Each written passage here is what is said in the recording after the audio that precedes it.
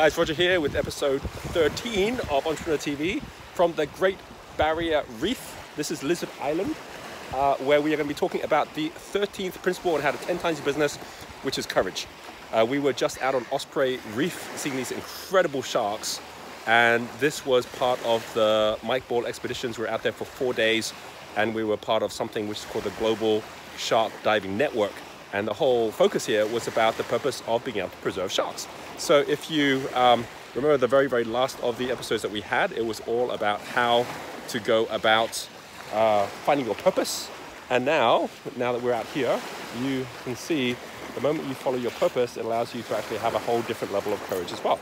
And that doesn't actually mean that you're out there trying to achieve that by taking crazy risks. As you can see here, like the way that we were actually out there with the sharks is just by diving, like anything that's an extreme sport, like jumping out of a plane, going into the deep ocean.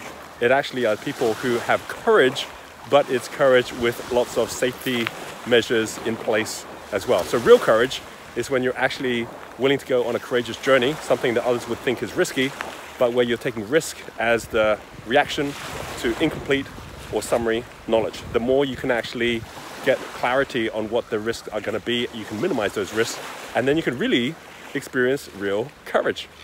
So when we were out there, we actually saw these sharks going through a shark feed, and this was a way for them to be able to bring all the sharks together, get us to have a chance to see the sharks, for them to check out all the sharks as well, and at the same time be able to report back on how sharks are doing to all of the other members of the network as well, all around the world. And the good news is that the sharks are thriving here on the Great Barrier Reef, despite all the overfishing that's taking place. If you haven't done the purpose test, go do that, because it may be that, like, you know, life under the sea is your number one purpose. In my case, it's a huge passion of mine, and I have been scuba diving for a long time. And for me, a huge part of this is what can we do to actually go about saving the animals in the ocean.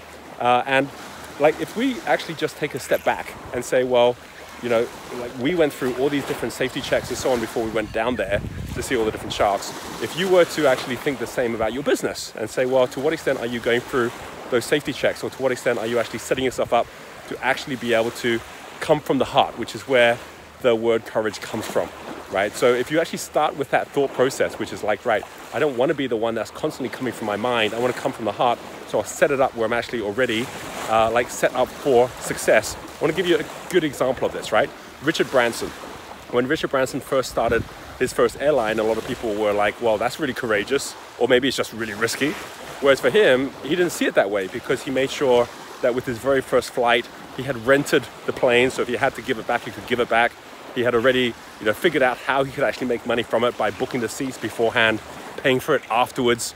And similarly, when he was in the early 1990s trying to figure out how to upgrade his airlines, and he had this kind of challenge that he needed $10 million to put little TVs on the back of every seat. This was in the very early days when they were doing that, and he didn't have the money to do that, but all of his competitors were doing it.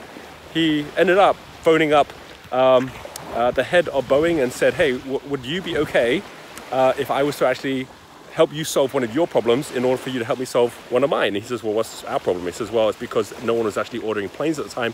Why don't I book a whole bunch of new planes with you? And he goes, well, that would be really nice if you do that. He says, well, in return, all I'm asking is that you just put these little TVs on the back of every seat on my existing fleet.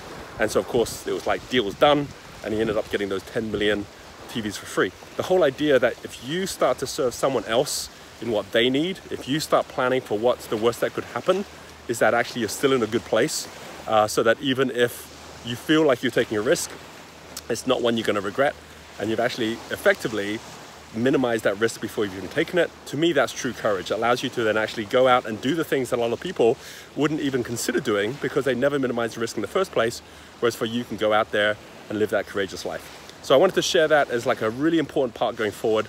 You do not need to have high reward equals high risk. You can always find a way to minimize that risk and then deliver a reward, not just for yourself, but for everyone else that you're working with as well.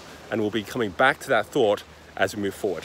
Remember, at the end of the day, it's not about how risky your vehicle is, it's about how risky you are, which is your ability to be able to now start transforming the way you start thinking about every journey you go on and making sure that you're actually minimizing that risk before you begin. All right, I will see you on the next episode. Hope you enjoyed the little images that I shot underwater on my little GoPro, and we will catch up with you on the next episode of Entrepreneur TV.